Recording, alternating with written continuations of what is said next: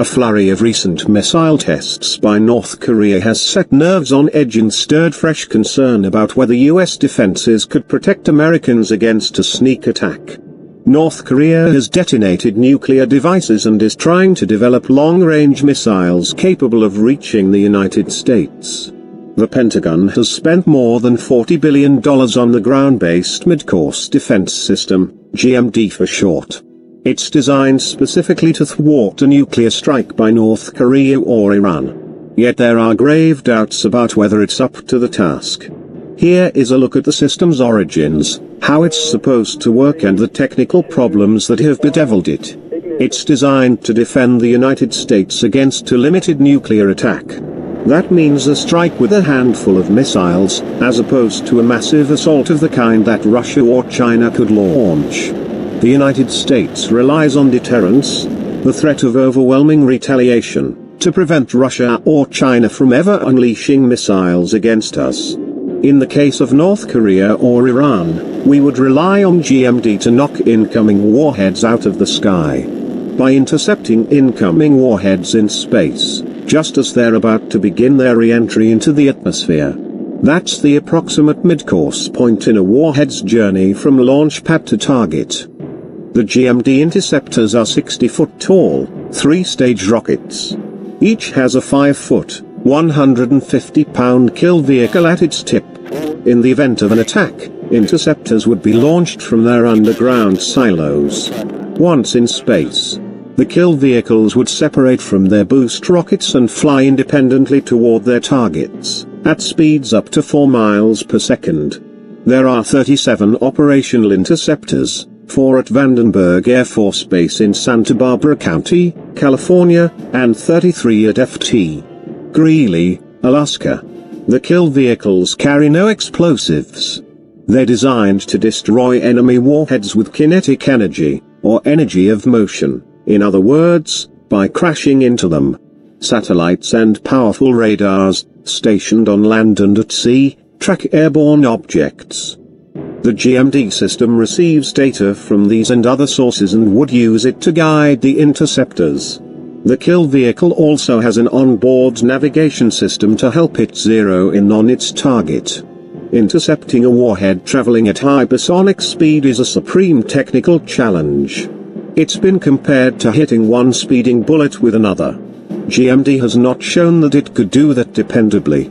The system has performed poorly in flight tests, and technical problems keep cropping up.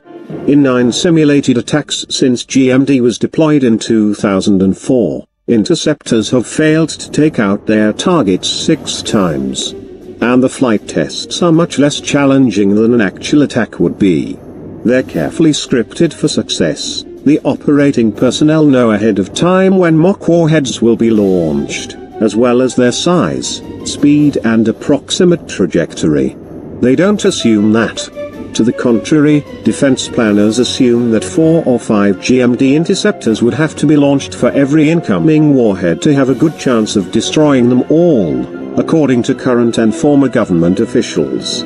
That's called the shot doctrine, and it reflects GMD's shortcomings. It means that if an adversary launched multiple missiles, our inventory of interceptors could be quickly depleted. It's no single problem, it's a variety of causes. And that's what so concerns experts who've studied the system. In some cases, divert thrusters were blamed. These are small rocket motors, 4 of which are attached to each kill vehicle. They're supposed to fire rapidly to make course corrections and keep the kill vehicle on course once it's in space and flying on its own. In some tests, the thruster's rough combustion of fuel was found to have thrown off the kill vehicle's onboard guidance system. A lot of time and money was spent redesigning the thrusters to kill this problem.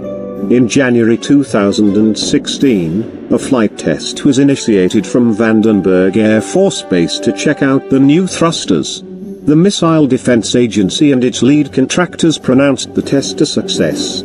But as the Times later reported, it wasn't. Partway through the exercise, one of the new thrusters stopped working, and the kill vehicle veered far off course.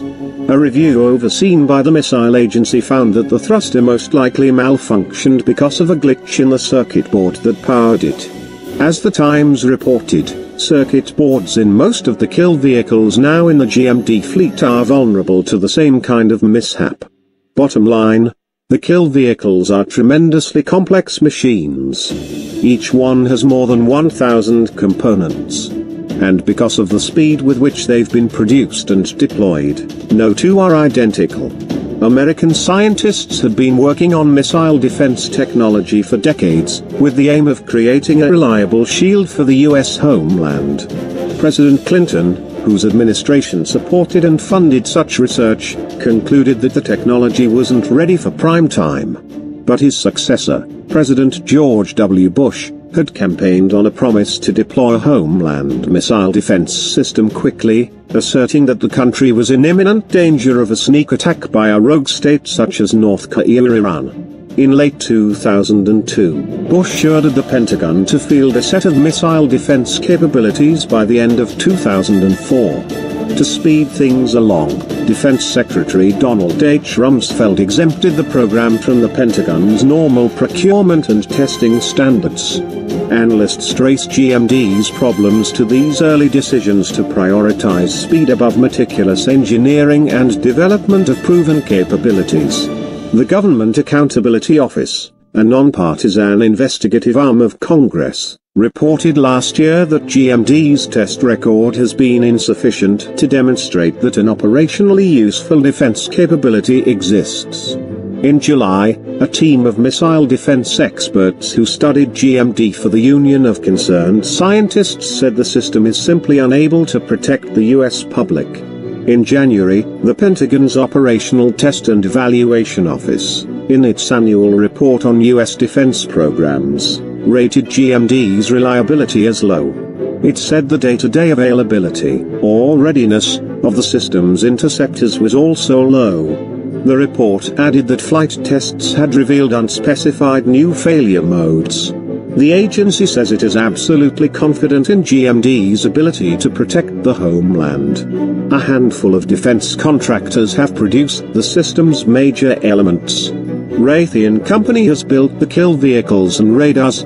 Orbital ATK Incorporated has made the boost rockets. Northrop Grumman Corporation has provided the worldwide communications links.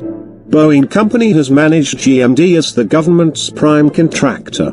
Some generals have said the cost of an interceptor-based system is unsustainable, and that the US needs to give greater thought to a left-of-launch strategy.